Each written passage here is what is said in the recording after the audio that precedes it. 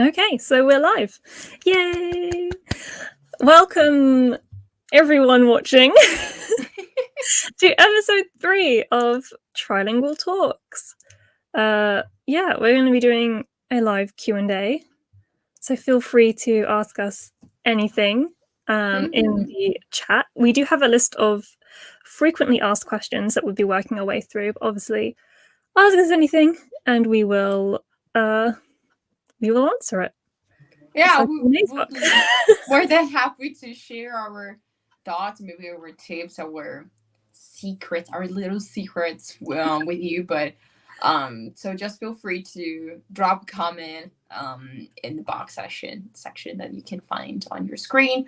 And in the meantime, I think that Chloe and I are going to answer some questions that we got through Instagram. They're really various, but somehow we decided to to categorize them in order to create a smooth conversation and to be able to help you guys with all your doubts concerning language learning. Yes. So I originally did one of those stickers on Instagram because I was going to do this as a video, but I thought, why not have Michelle's input as well? So we're doing it live. So I think it probably goes for everyone that we tend to get the same sorts of questions when people ask us about language learning.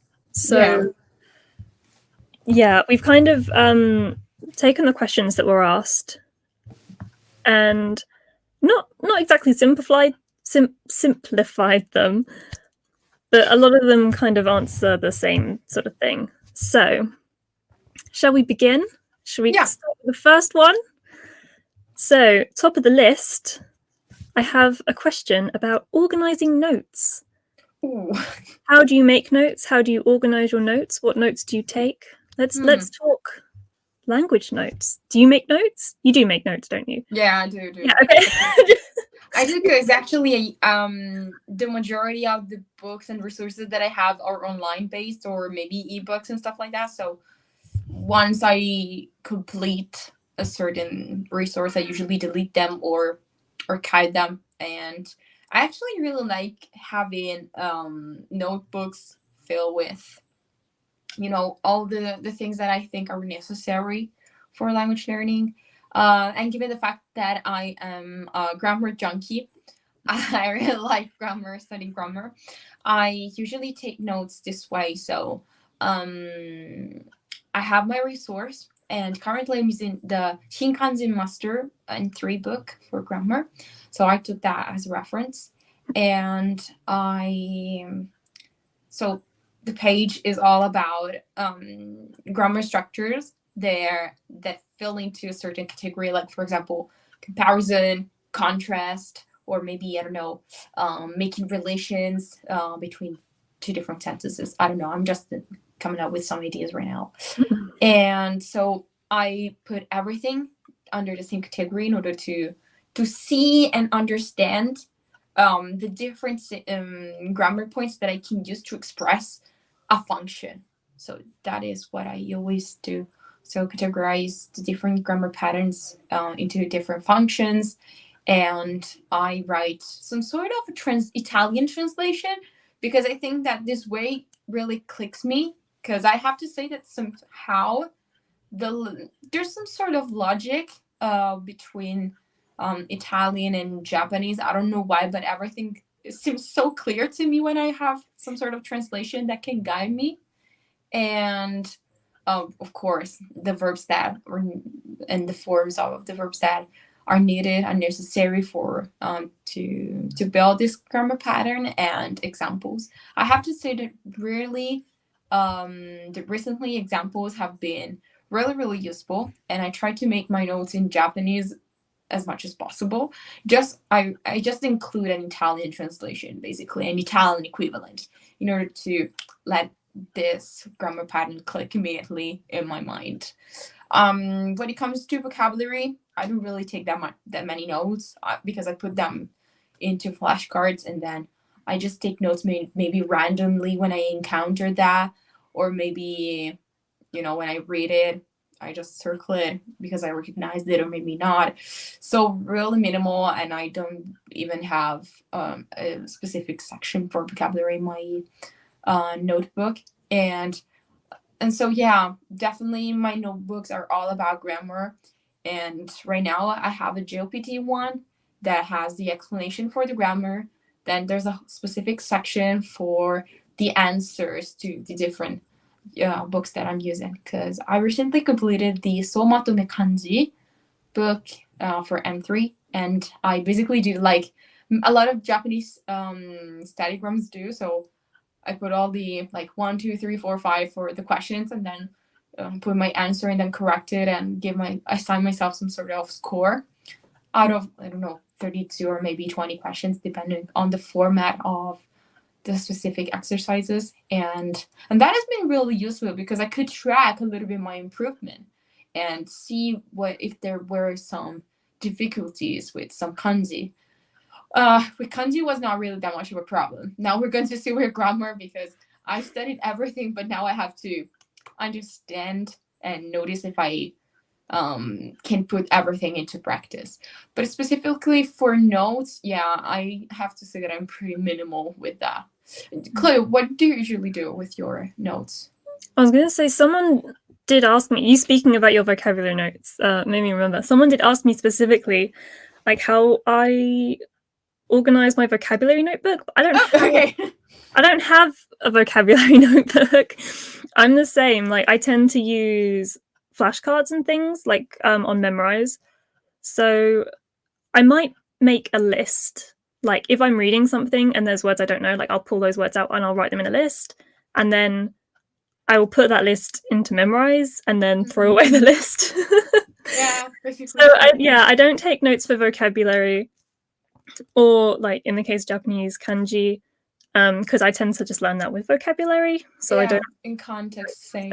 Like, I will practice like stroke order and writing it and things, because my handwriting in general is very messy. So I try and, like, you know, work on handwriting and things, but I don't like write down the character and then write down the readings and then write down the meanings. Like, I tend to learn that all with vocabulary. Yeah. With flashcards.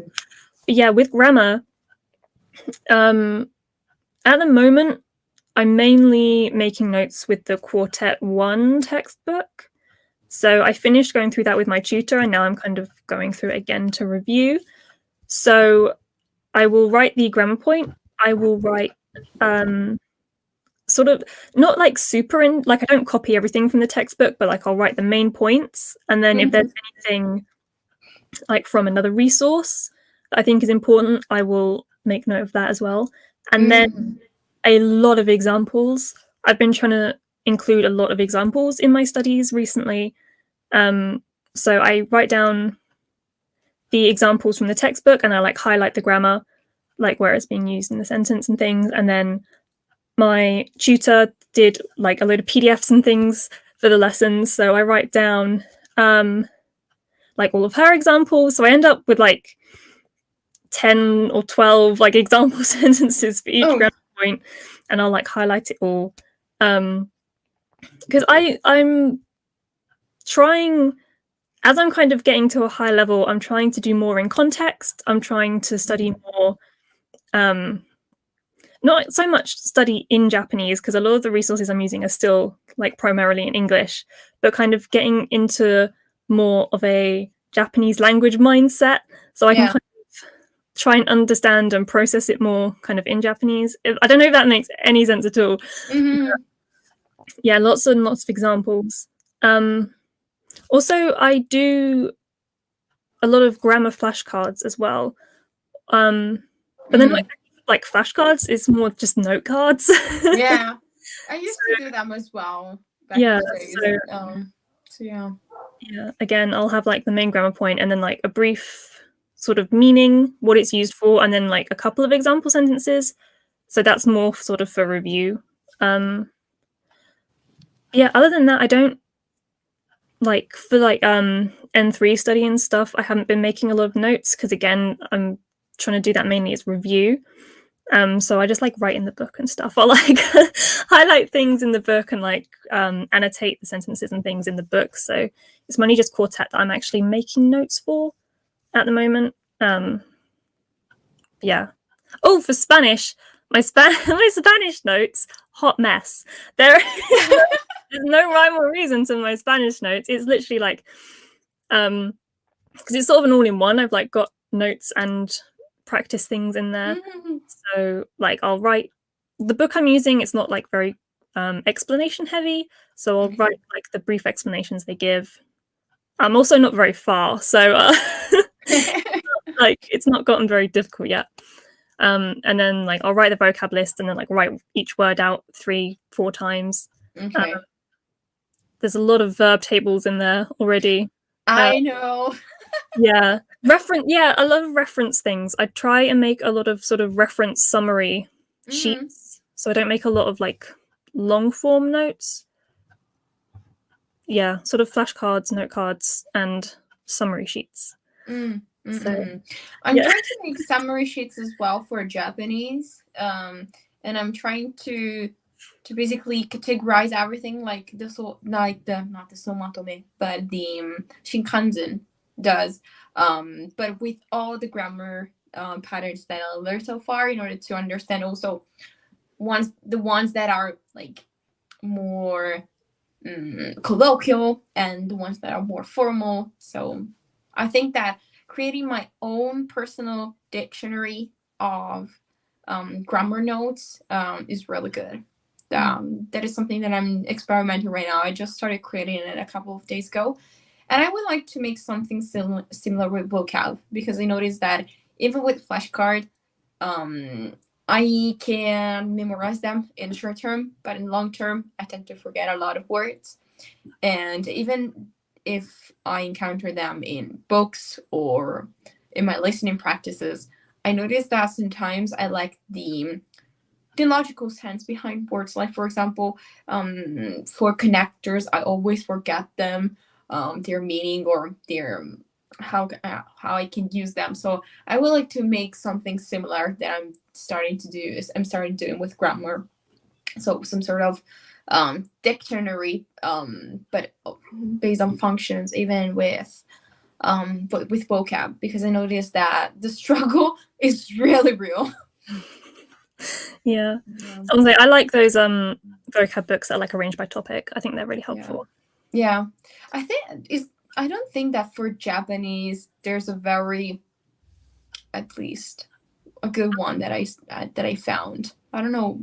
Do you know any book like that? Not for Japanese. No. I know there's a really good one for Korean. Oh, it's in. I do have one, but it's in Korean for learning Japanese. I don't know if it counts, but it's thematic. Which way is the camera? Thematic Japanese words. So it is all by theme. So I have the Japanese one and the Chinese one. So they're cute, and they've got like little pictures and things. That's really interesting. Yeah, that one's nice. If I just could be better at Korean, that would have been useful. Yeah. So we do have a couple of questions from Kate. We have a funny question and a serious question. Which one would you like first? With my English today. With which one would you like to go first? Should we do the funny one first? Yeah, okay. Are you ticklish? Yeah, I have to say, yeah. If so, where? In a weird way. Basically, the only thing that makes me ticklish is when you do. How do you say that in English? But you say like you do like this. Right. On the belly. I don't even know what that's called, but I don't know how to call that in English. In Italian, it's pernacchia. But so this kind of thing on my belly. That is the only thing that really makes me ticklish. That's very specific. Yeah, I'm oddly specific, but it's the only thing that makes me ticklish. I'm quite ticklish. Yeah. Okay, you're like I'm like my hips. around my Yeah. waist and things, and my feet. Oh yeah, feet are pretty Like under, common. under my feet. I know feet are pretty common. Criminally speaking, not. I'm not ticklish over there, but basically, yeah. I used to torture the rest of my family with tickling like that because they're also sensitive. But luckily, I'm not. And then for this serious question now. When learning a language, should you learn words first or start with sentences and books? Ooh, that's a good one. That's Actually, a good. this is a good one because I always, used to say, learn some vocab first, learn like 100 words or something first. But now I am leaning more towards, is it called sentence mining? Is that what it's called? Where you like learn Probably. phrases? I'm not sure if that's the right thing, but like learning set phrases. So like I've got the shadowing books. So Yeah. if there's like a sentence in there and I'm like, I can definitely see myself using that, like I'll learn the whole sentence. So I think, yeah, I'm kind of both. Yeah. Personally speaking, I've always been one of those people that learn the phrases and the sentences because learning vocabs like from lists on their own just makes everything a little bit more confusing, or at least I could learn with like for my short-term memory, but I could learn it in just temporarily, and in order to really master them, I've always built sentences and revised examples and reviewed dialogues from the textbooks. So yeah, I'm more of a sentence person, I would say. But books depends what you want to say with books. You mean textbooks or reading?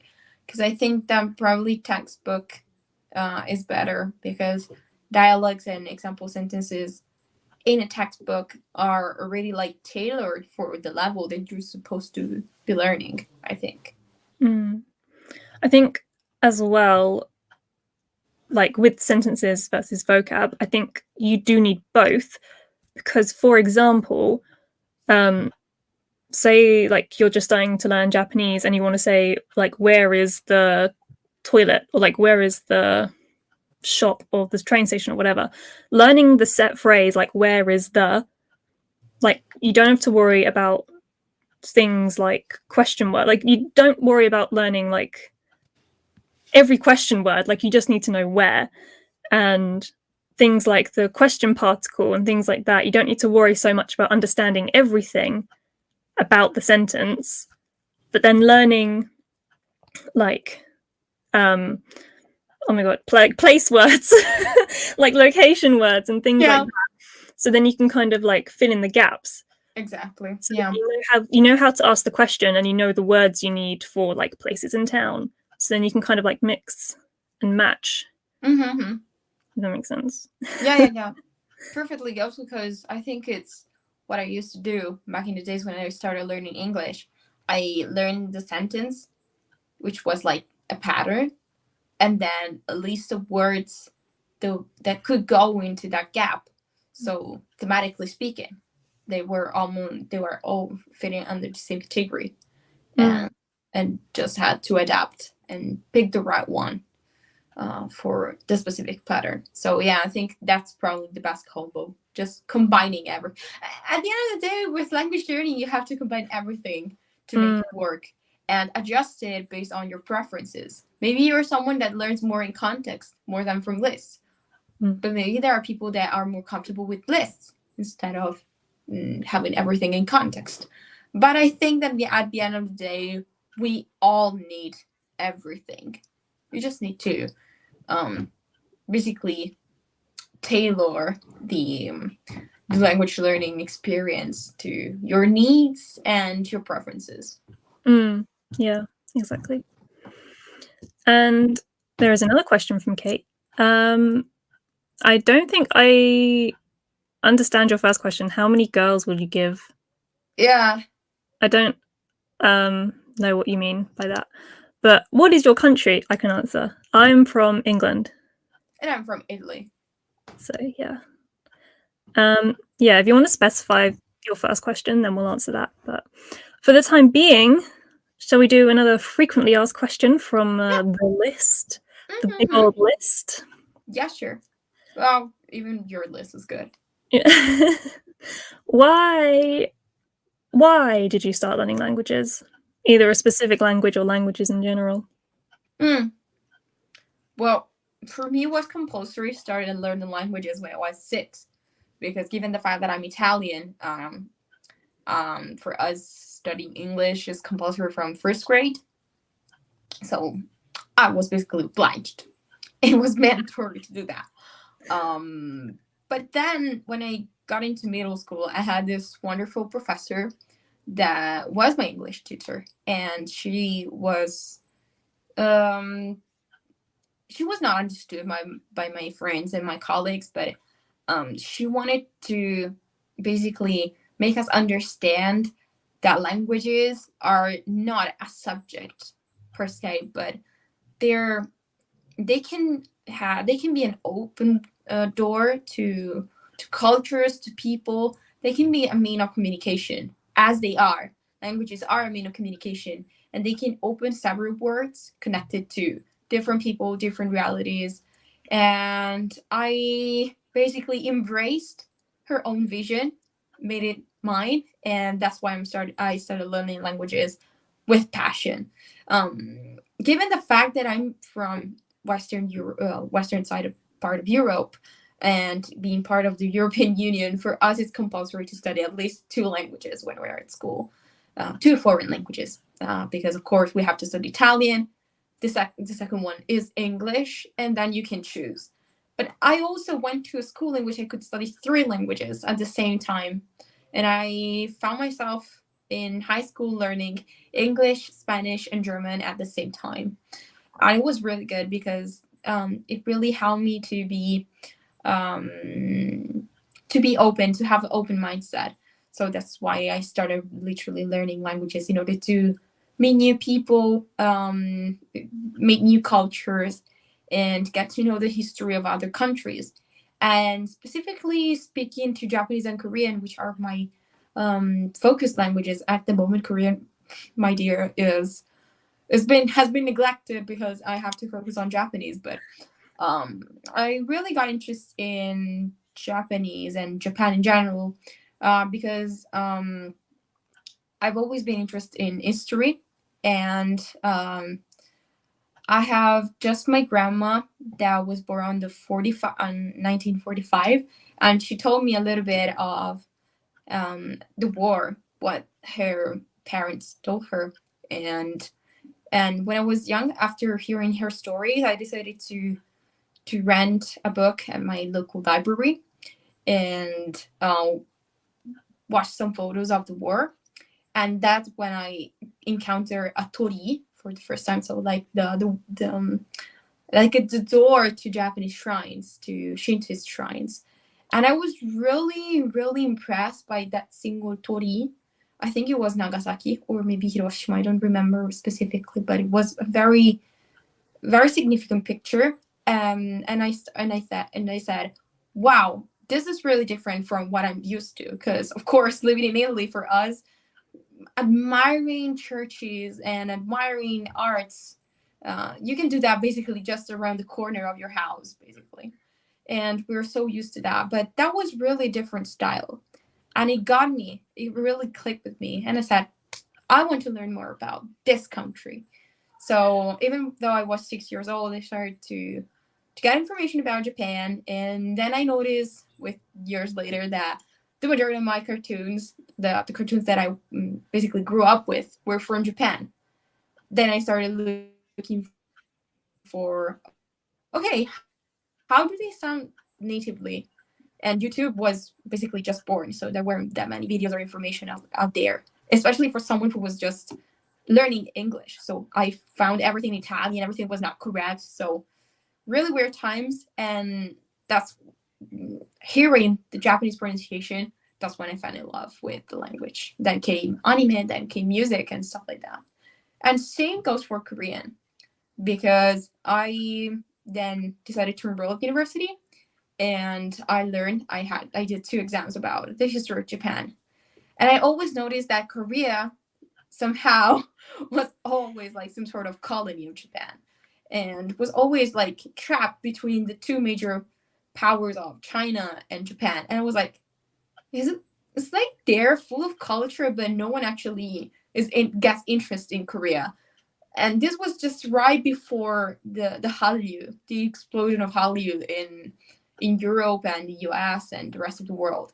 So it was still something niche. And then I got, of course, into music. So almost like Japanese. It basically everything happened from history to pop culture. But yeah, so that's why also I got interested in Korea, to understand the history from the other side. Because of course, if you start learning the history of Asia from the Japanese point of view, you don't get everything clearly, because the history from Japanese point of view is a little bit monopolized, I would say. So I wanted to understand in Italian, we have this very cool expression that is called that says l'altra parte della medaglia, il rovescio della medaglia, so the other side of the medal that you receive, for example, at the Olympics. And I wanted to understand better what was going on the other side of the history, So that's how I got interested in my 2 favorite languages at the moment. Really weird, I know, for a child. I was like, thinking of like 6-year-old you, like looking at war books is kind of like Yeah, I know. image. But I was a weird child from the beginning. So. I was like, I also first started learning languages at school, but I did not enjoy it at all. I hated it.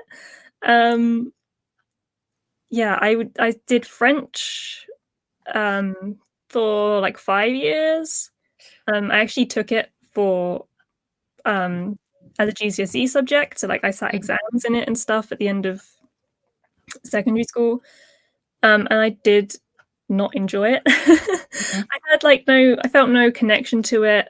The teacher wasn't very engaging, and I was with people in my class that I didn't particularly like. And yeah, just overall, like all I can remember from our French classes was being like given a list of vocabulary, being told learn that vocabulary, and then like the next week being tested on the vocabulary. Like that's all I can remember. Like I can't remember anything else about like the lessons or what we learn or anything.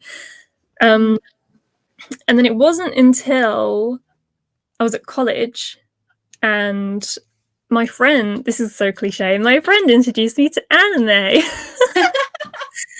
She told me to watch Death Note, and I did, and I enjoyed it. But it didn't really spark anything for me. It wasn't until a little bit later, and I was kind of looking more into Japan as a country, as a culture, and I discovered like street fashion, and I was like, oh, that's really cool. I was like, I want to dress like a Harajuku girl. Yeah, remember those times. And then so it was kind of more like at the very beginning it was more an interest in like the pop culture of Japan, and then things like Studio Ghibli films, I started watching those, and more like live action movies, started listening to more of the music and things like that, and then learning more about sort of traditional culture. And I was like, this is amazing. So much. I'm going to learn Japanese and I'm going to go to Japan. It's going to be awesome. So I started learning when I was like 17. It was like the summer between college. I think it was like 17. Yeah, I think it would have been 17. And then not long after that, I discovered K-pop entirely by accident. It was what I could tell you what video it was. Tell me. I still remember the one that introduced me to K-pop as well. It was the Fine Brothers reaction video, and people reacted to Big Bang Fantastic Baby. Oh, And I was like, oh my god, this is so cool. yeah. But it wasn't the music that Got got your me learning attention. Korean. Mm. It was I really like Top in Big Bang, and he was in a movie, and I watched the movie and I was listening to it, and I was like, this is the most beautiful language I've ever heard. I Yeah. was like, I have to start learning Korean. Yeah. So now we're getting excited because we're having a comeback.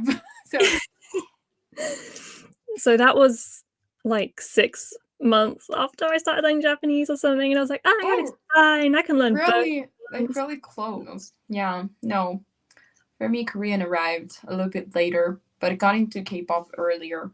Actually, got into Japanese music and K-pop basically together, because actually the first K-pop song that I heard was "Flower Power" by Girls' Generation, but it wasn't Japanese.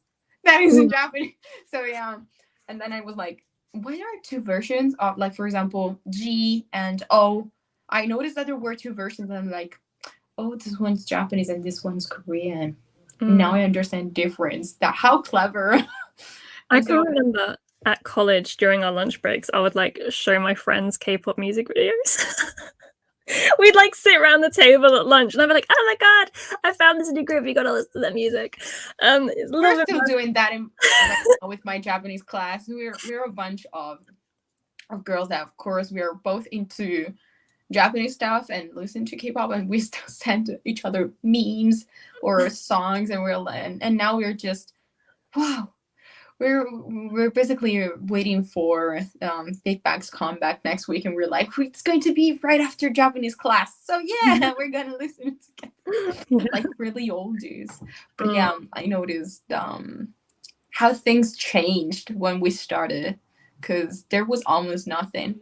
So yeah, and now I see PD21 characters everywhere around my uni. So yeah, things really changed. I know. I have my BD21 socks right now. I'm wearing 21 socks. Bought at Primark, but I know. But it's weird because when I started learning Japanese when I was in high school. Actually, was entering high school. I did 5 years of studying on my own with everything that I could find in Italian. Back in the days, almost nothing, but at least I got the basics figured out. And I was the only one basically in my whole school that was interested in that. Now I notice that in my school and in my hometown, which is pretty small, a lot of people are actually now interested in anime or K-pop. I'm like, I was born a little bit too early probably to find friends. Yeah. I mean, there was one time at work and I saw a girl, she had like a BTS badge on her bag. Mm-hmm. She was like 15 or something, so I was like, I can't talk to her, but like Yeah, I know the struggle because people, when they see us, specifically the both of us, really think that we're still teenagers because of the way we look. We seem pretty young. We look pretty young, I would say, but halfway to 50. we cannot talk to other 16 years old girls. Come on, we have at least we have almost 10 years. Like, yeah, the struggle is real when it comes to these languages, because right now they have become popular, and I think that also thanks to TikTok, a lot of people are like making accounts in which they're sharing their own journey, like we do on Instagram. And I think on TikTok, of course, with the fact that you can go viral pretty easily, or maybe the exponential rate, the potential rate of going viral is like enormous compared to Instagram. Now many people are attracted, and a lot of people are actually beginners and are starting, and they're around that age, like late teenagers, and as they're really are old in comparison. You're like, we're ready for retirement at this point. Yeah. So yeah, things change a lot. Yeah. I was like, like, especially for Korean, I feel like there's so many resources now, like so many good resources. Yeah. So for Japanese, quality-wise, still a long way to go, I would say. Japanese isn't quite there, but yeah, I they're think very lucky, these young'uns. Back in our day. Back in our days, it wasn't that easy. Mm. And then, yeah. Another question from Kate, which we've kind of already answered. What is your age? Too old. I basically turned 24 last week, and when it was midnight, my boyfriend came in our bedroom here and like, happy birthday, are you turning 12 today? Like, literally technically the double of the amount, but yeah, I felt I'm still 12 inside. But I answer like this. So I would say that definitely I'm a 5-year-old. Yeah. But yeah, technically speaking, 24. Yes, and I am 25, but I feel much older in my soul. Depends on the days. Yeah. Depends on the days. There are days in which I feel like 5-year-old, others 12, other 80. Quite range. Yeah. So another frequently asked question is about resources. We get a lot of questions about what is the best resource for ... So I think should we start with Korean, just kind of generally? Are there any top Korean resources you would recommend? Actually, for me, like, speaking about Korean resources is a little bit difficult because I started learning Korean from Japanese.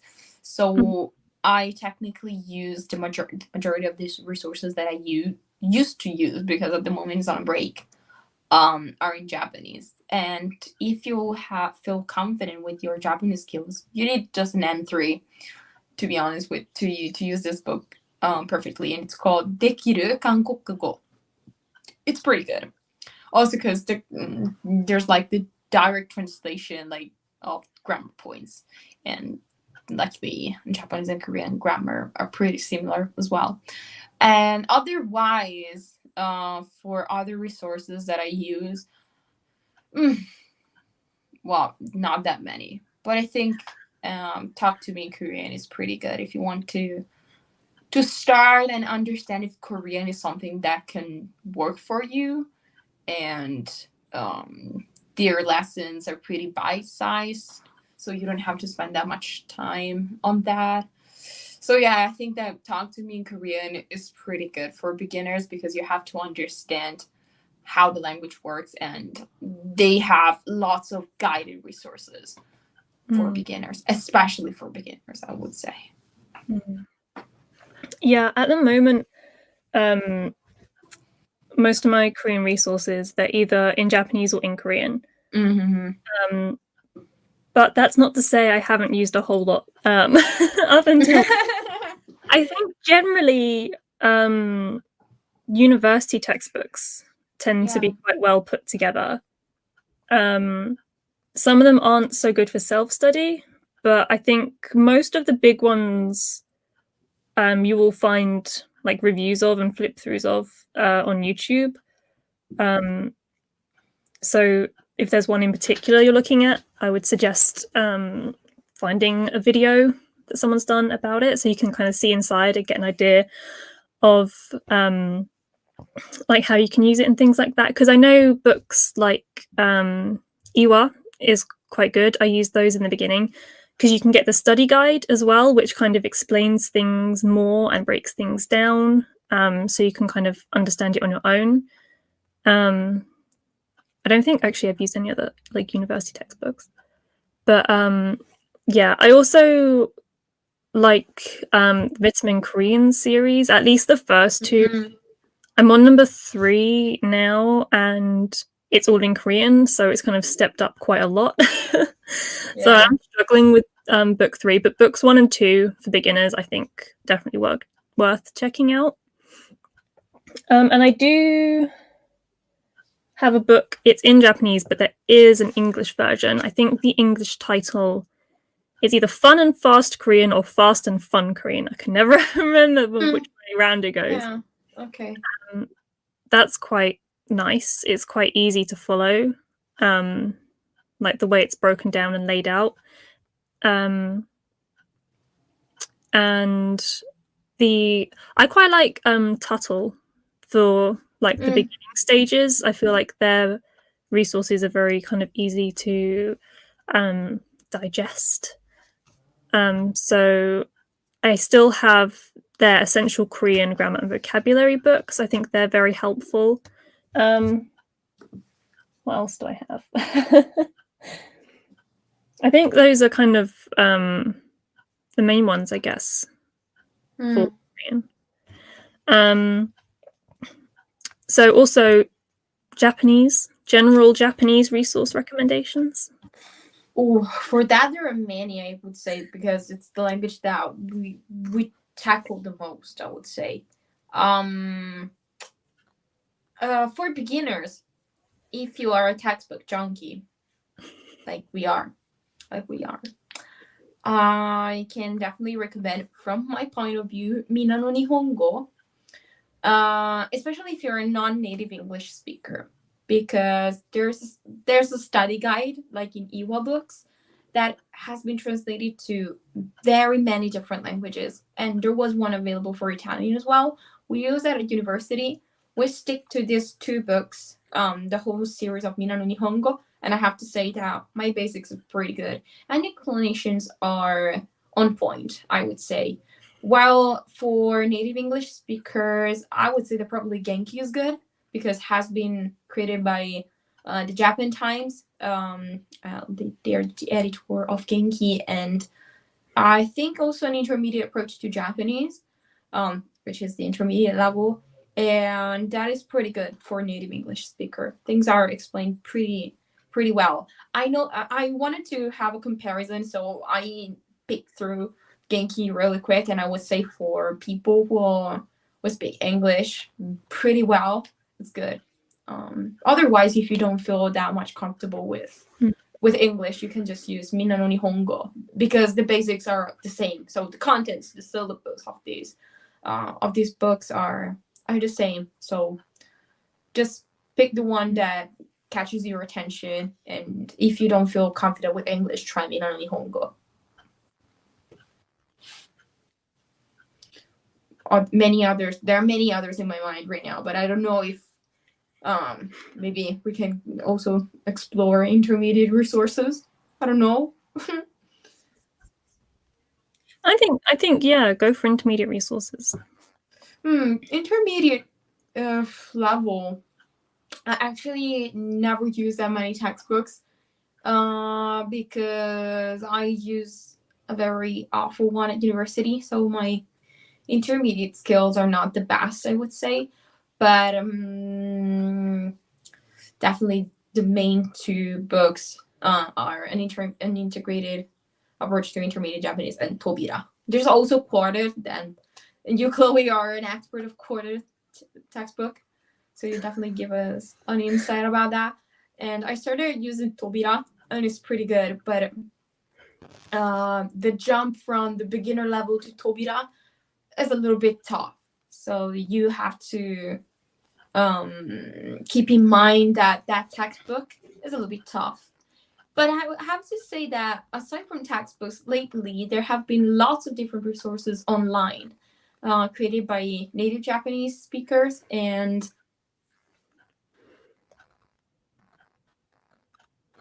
Japanese Ammo with Misa is a very good YouTube channel. Also, Miku Sensei is a very good YouTube channel. And now for more intermediate and advanced, I would say that Nihongo no Mori is pretty good. I actually think that I'm going to subscribe to their own platform from June, when I will be almost free from my uni exams, because they seem to tackle the N2 level pretty well. Everything's in Japanese, and they cover everything for the JLPT exam, which is the Japanese language certification exam. And so I think that right now some things are evolving for Japanese, but just from now. And so we have to see what will go. And but yeah, I would say that outside of textbooks, YouTube is getting more and more popular nowadays. Yeah, there's a lot of good channels on YouTube for language learning. When I first started, I didn't use Mina or Genki. When I was self-studying, the main textbook I used was Japanese from Zero, which it's a really sort of gentle introduction to Japanese.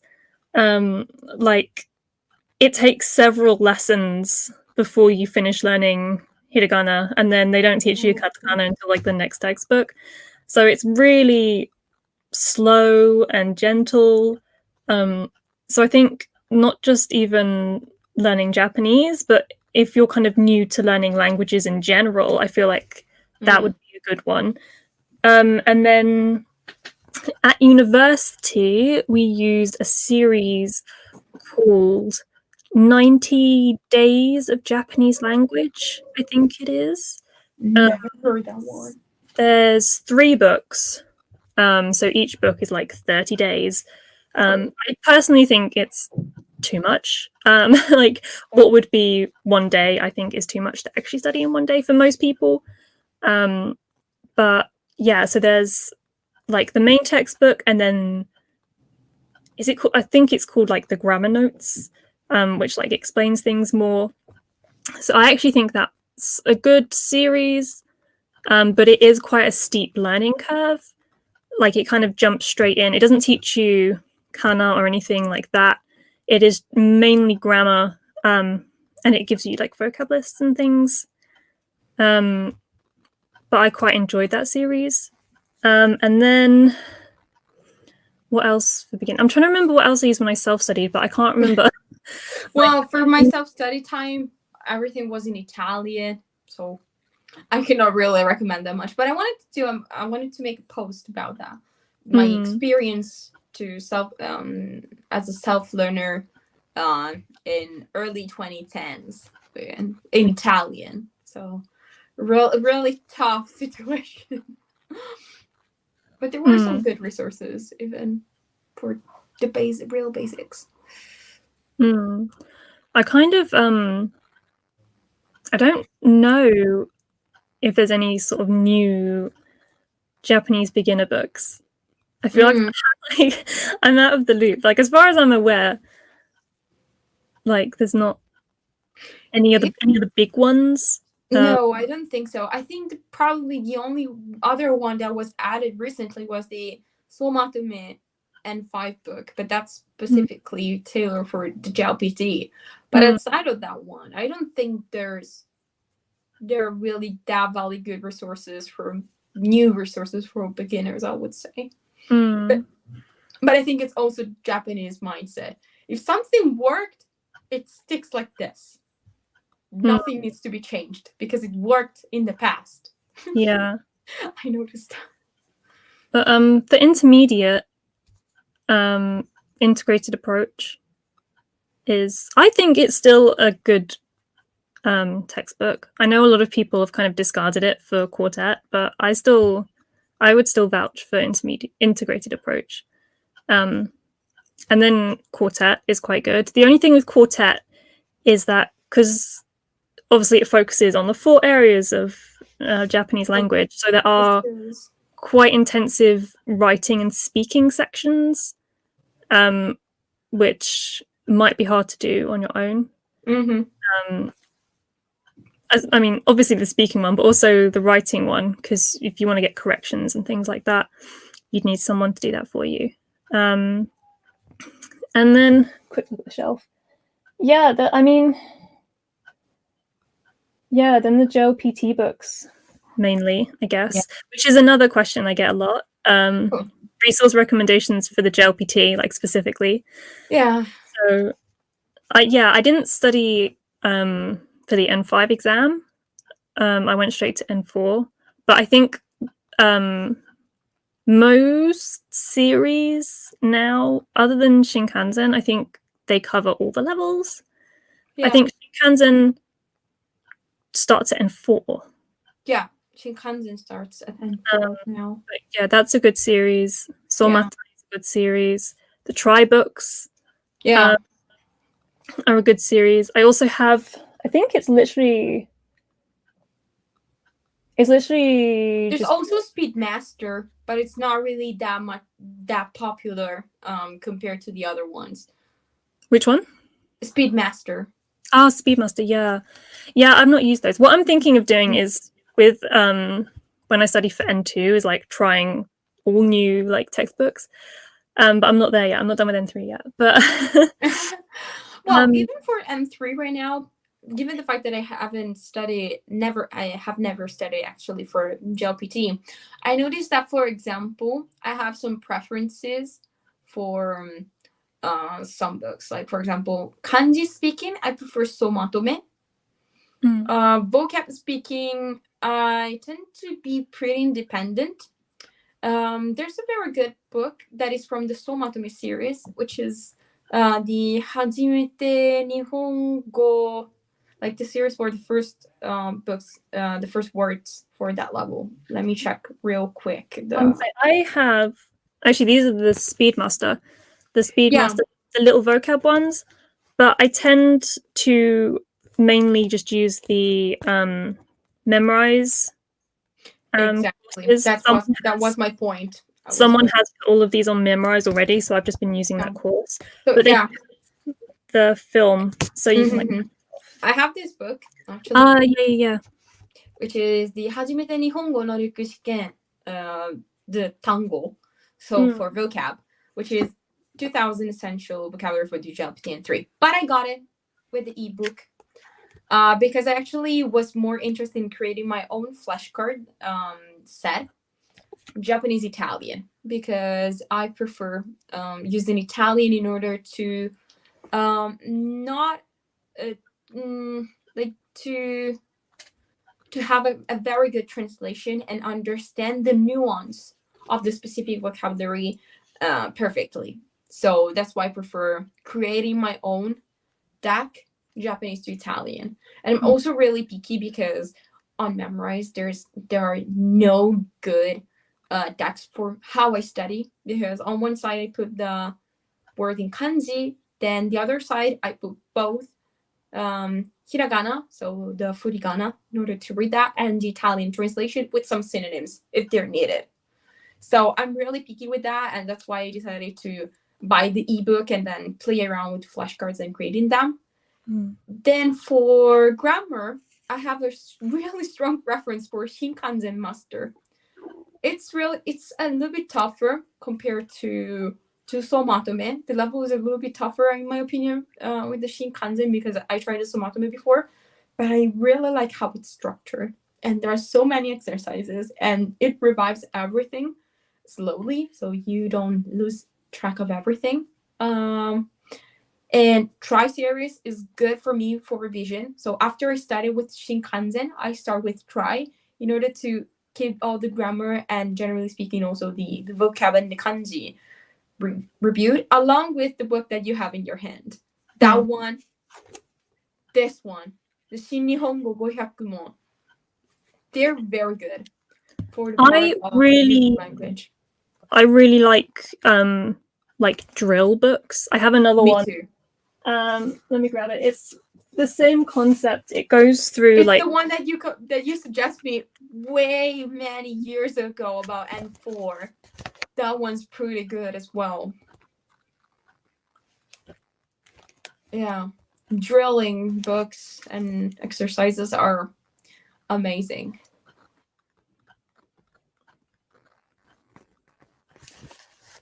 I think your internet is giving up on you. No way. But yeah, it has like loads. Wait, which angle am I doing it? It has loads of the questions, and then on the back page, it gives you the answers, and it also explains things. So like in this kanji section, it gives you like the different characters and the readings and the meanings and stuff. And the same in this one. It gives you the questions on one page, and then the answers and explanations on the other page. So I like these more than sort of full practice tests because you get a lot more practice out of them compared to just doing like one mock test. And it actually explains the answers so you can learn from your mistakes. So drill books for the win. Yeah, for sure. Also, the only thing with this one is that it is just kanji, grammar, and vocabulary. So there's no like reading or questions. But I would still recommend the little question books from the Somatome series. I've got hiccups. No way. We have also had another question. If you are you finished giving JLPT recommendations? Yeah, I think so. Because I'm starting, so definitely I have more updates. Another question. In my opinion, Mina no Nihongo is good for learning grammar and vocabulary. However, I don't feel comfortable in speaking. Any tips? Speaking. The worst area of language learning. For me, it's writing, though. Oh, really? Yeah, for me, it's writing more than speaking. Because, first of all, the number one tip for speaking is to let go all of your expectations and approach the, okay, I'm going to do a ton of mistakes mindset. And it's okay, because even when we are toddlers and we're starting to learn our native languages, we make a lot of mistakes. We make pronunciation mistakes, we make syntax mistakes, grammar mistakes, vocab mistakes, and it's okay, because we're basically toddlers again, but in another language, even though we're adults. And so, first of all, let go all of your expectations, and textbooks are not meant to help you with speaking. So, unless you have a very good teacher that you can just speak to them, talk to them one-on-one, textbooks are not meant to help you with speaking practice. So you can get by with, I don't know, probably HelloTalk, or maybe find, I would say, language communities. I would say probably before actually speaking and trying to talk to natives, maybe you will feel the pressure. Try and talk to peers, like intermediate non-native Japanese speaker, that you might feel a little bit more comfortable with, even with just simple sentences. I don't know, because to be honest, with speaking, I don't have that many problems in terms of mindset, and start doing that because it's the thing that I like the most about language learning. So I just try and jump into the action, which is something that sounds crazy to some people, even though I'm not really that extrovert. I'm kind of an introvert, but I know that I have to go through the process of making mistakes to improve. So I just do that. Stop. So I don't have that many tips for speaking, unfortunately. I'll say if it's more like pronunciation and intonation and things like that, then I think shadowing can be really helpful. So you, like, even if you just have like a standard textbook that has audio, if you like read the dialogue in the textbook along with the CD or something, you can get used more to kind of how to make the sounds. If it's more like making your own sentences on the spot and things like that sort of speaking, then I would definitely recommend getting an italki tutor. You can get community tutors for really cheap. You can obviously get like language exchange partners for free, but I have always found that you never actually get all that much practice. Everything tends to be done in English, in my experience. It's very hard to actually have a conversation in Japanese. But it's not really good advice, but you have to just do it. Because my first italki lesson, it was like a grammar lesson. It was all done in Japanese, and before it started, so nervous. I was like, oh my god, I can't do it. Like, it's all going to be in Japanese. I'm going to make so many mistakes and make a complete fool of myself. But my tutor is lovely and she's always really encouraging. And if I make a mistake, she corrects me, but she still praises me anyway because I tried.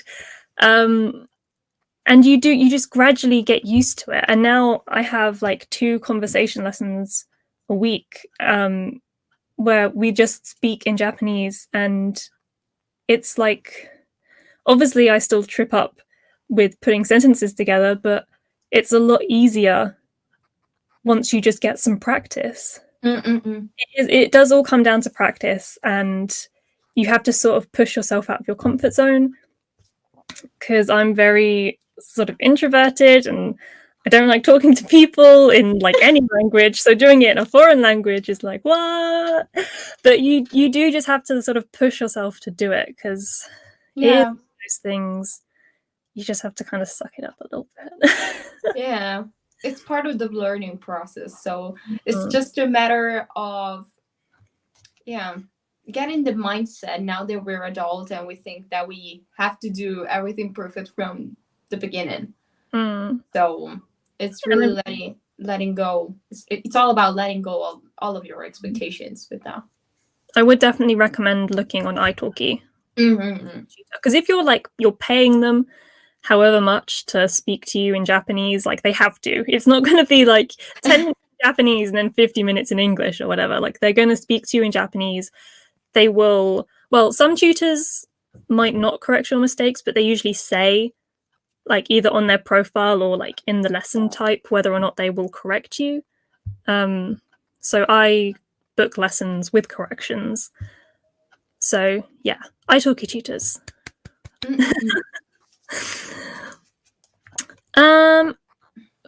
Kind of following on from resource recommendations, someone did ask about online Japanese courses.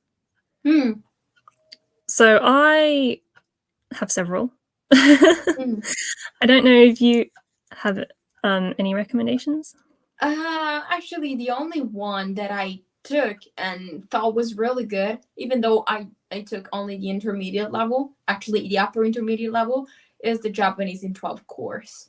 I would say, because I always studied Japanese on my own or in university, so I never took any online courses. I would like to take the Nihongo no Mori really soon for N2, but I think that Amy did such a good job with creating a course and the different courses, because there are different levels for the Japanese in 12 modules, curriculums, because approaches the language bit by bit every single day, so you get exposure, you train all the different skills, you have a community that is supportive and helps, and you have also some sort of conversation moments within the Discord server that Amy created. So I think that Japanese in 12 is pretty good, and personally speaking, it's the only online course that I took and know.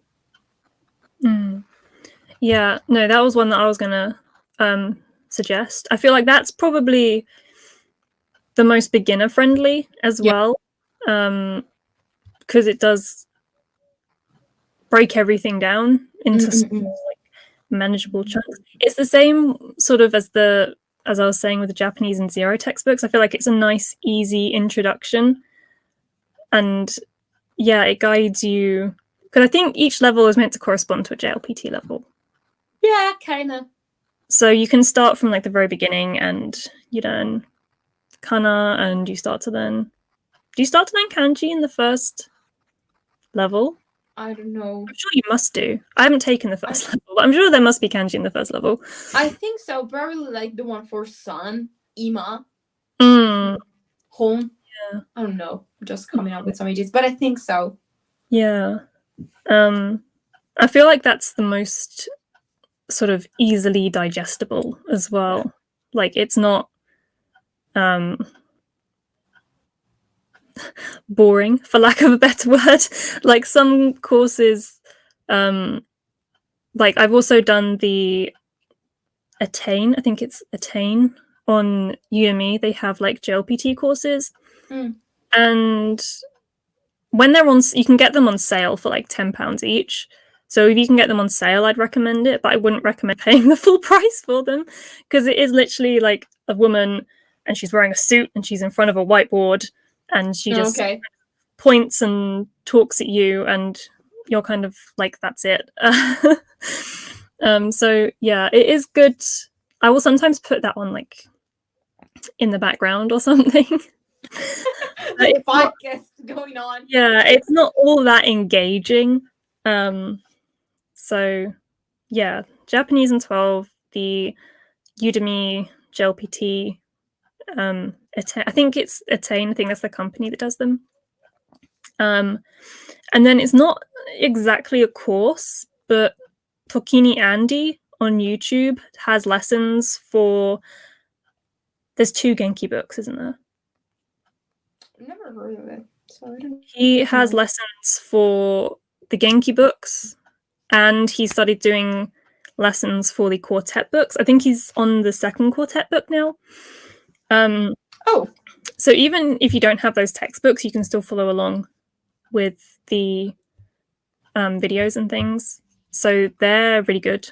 I've watched a lot of his Quartet 1 videos. There was another one. What's the other one? There was another online course. Follow him. And now I can't remember. I should have written it down. I'm sure there was another course. He might come back to me later. Or it might have been another YouTube channel. I can't remember. That's bad. Anyway, yeah. Okay, now I'm subscribed. Never heard of Tokini Andy, but it seems really good. I think he has like a Patreon as well. So all the like main lessons are for free on YouTube, but I think he does have a Patreon with like extra bits as well. Yeah, to be honest, I'm not much of a video lesson person, to be honest. I much prefer studying with textbooks over like apps and video lessons and things like that. But yeah, those are the main 3 that I can think of now. Yeah.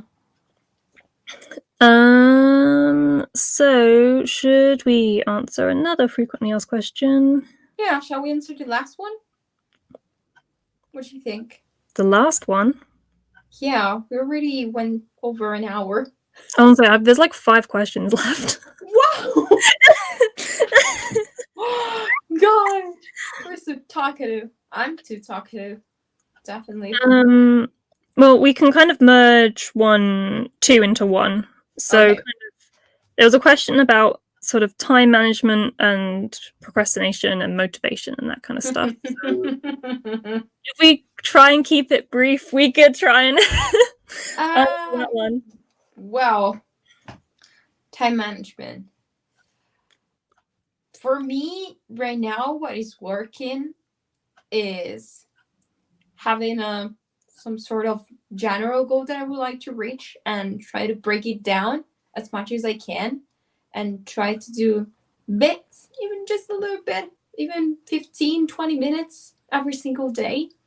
Personally speaking, I do at least 1 hour of everything that I have to do every single day for JLPT and has been working. And given the fact that I'm being consistent and I see that I'm progressing, motivation comes almost automatic. But when I feel kind of that I don't want to, maybe I take a day like to focus on myself and have some sort of break, because it's good. Otherwise, you're not productive if you don't even take time for yourself. But when it happened that I had blocks and I couldn't pick up on any books, I relied more on passive learning and decided to enjoy the language on a more fun side through vlogs and anime. So I switched a little bit my approach and be more of a native and less of a student, because I was just enjoying something passively, listening to it. and that's it. Yeah, that works for me. Then you have to try and mix and match experiment. So I'm not very good with time management. I tend to focus on like one thing 100% at a time. So I struggle to kind of like do lots of things in a day or whatever. But I think with like motivation and things, like if you're feeling motivated, if you're like really enjoying what you're doing, like you'll want to make time for it.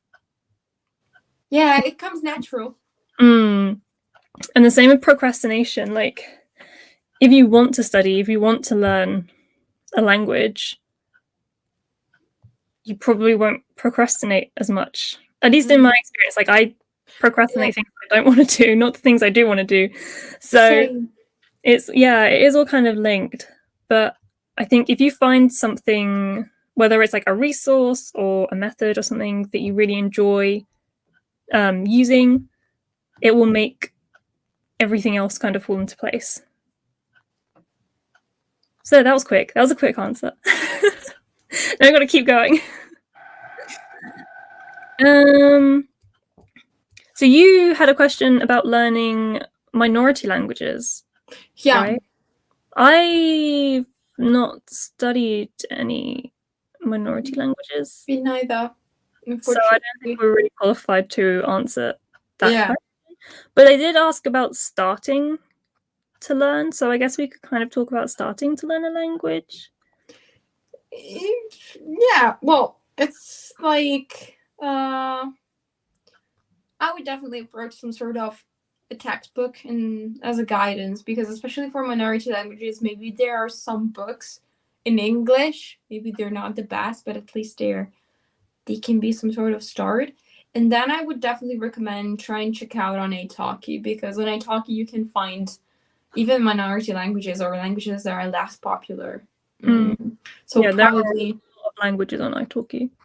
So yeah, definitely I would say try and start on your own if you can, with some even old resources, and then hire a tutor. But it's like what I would do for example Japanese. Now that I will be out of university, I already found a good guide when I need help on italki. So definitely it's like the go-to way to even start approaching. And then is it possible to start from 0 to N3 in 9 months? JLPT N3. Really optimistic. This is one of those huge it depends. Like if you can study for like 3 hours every day for those 9 months, then you will be fine. Yeah.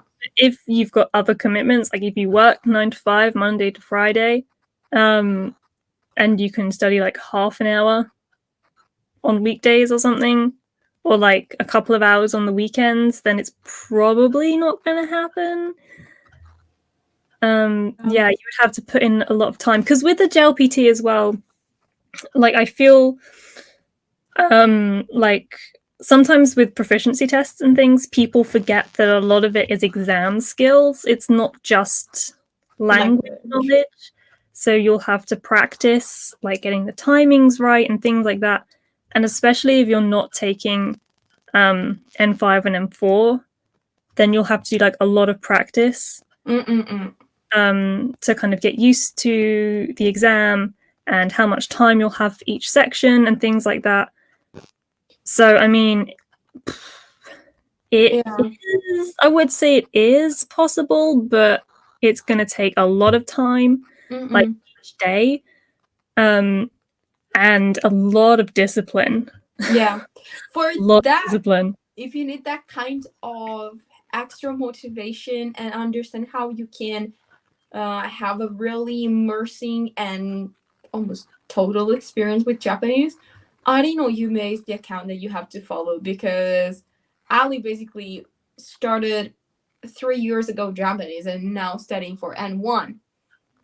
So definitely she's the one that maybe can have some sort of tips for doing a 9 to 5, but at the same time dedicating her whole life to learning and do other things as well. But definitely if you need someone that, or if you need some help from someone that went through a similar experience, definitely following Alino Yume is the go-to way to understand how she made it. Yeah, I think you would need to make like a really strict schedule. Like you would have to work out what you need to study each day and actually study it. Like I feel like in 9 months you wouldn't be able to miss a day. Yeah. So yeah, possible, but possibly very difficult. Yeah. And then this brings us to the last of the questions on the list. And then if there's any more questions, if you want to put them in chat and we will answer that. Moving abroad. Any plans to move abroad? And if so, what would you do there? I don't, because the majority of my life is now going to get built here. My boyfriend is Italian, so we don't really have that much of a need of moving abroad. And personally speaking, I really like the quality of life over here. And so I don't want to stress myself that much with getting to work for Japanese or Korean companies, but maybe Italian companies that have relationships with Japan and Korea sounds much more appealing to me. And also, I don't want to leave my cats. I have to say, I don't want to leave my cats, so I'm definitely going to stay here. But Yuko, definitely the opposite of what I said. Yeah, I do have plans to move to Japan this year. And even after that, like, if I could, I don't know, I haven't figured out the hows yet, but I think it would be nice to spend like 6 months to a year in various different places, because I've spent all of my life living in England. I have been outside of the country, I think like 5 times, and they were all school trips. Oh. So everything was very limited trips. What we could do. At least we went to other countries so during those trips. I wanna explore the world. It would be cool, like, if money was no object, like if I won the lottery or something, I'd just move to different countries and like attend language school for a year in like each one. That's a clear dream. Clever dream, not clever. It's real clever. Yeah. I don't know how likely that is though. But yeah. That would be like the ideal. Life is full of surprises.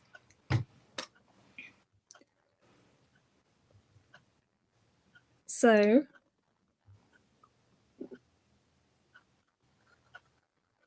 are you back? Okay. I don't know what is happening with my connection, because on my end seems everything's fine. I don't know, but well. Well, we've answered all of the frequently asked questions. And it doesn't look like there's any more in chat. Yeah. So after an hour and 20 minutes, I think we should probably end it there. Yeah. Unless you guys want to ask something new, I think that we can now enjoy merenda. So our tea time, basically. No, connection is not working. What the hell is going on? I would say our Instagrams are down below. I think we both often, well, not that often, but we will do occasionally like Q&As and things. So if there's anything else you want to ask, you can either like message us or wait for a Q&A and ask us over Instagram. And I'm sure we will do another Q&A chatty video like this again. Yeah, for sure. But we will advertise it next time. So, had different plans, yes. but everything blew away. So we had to make this kind of last minute announcement, unfortunately. But we hope we can Life have happens. But I hope you still enjoyed it, guys, our real life Q&A, and be ready for a new one in the next few months, okay? Yes. And next month's Trylingual Talks will be more put together. So yeah, definitely. But for now, thank you for tuning in. Thank you for your questions. Remember to follow us at the relevant links below and subscribe to the channel. So if I ever upload anything, eventually, you will know about it. And we hope to see you next month. Yeah. I See guess. you guys real next soon. month. Not last minute. Yeah. So yeah, thank you for the questions. Bye. Bye.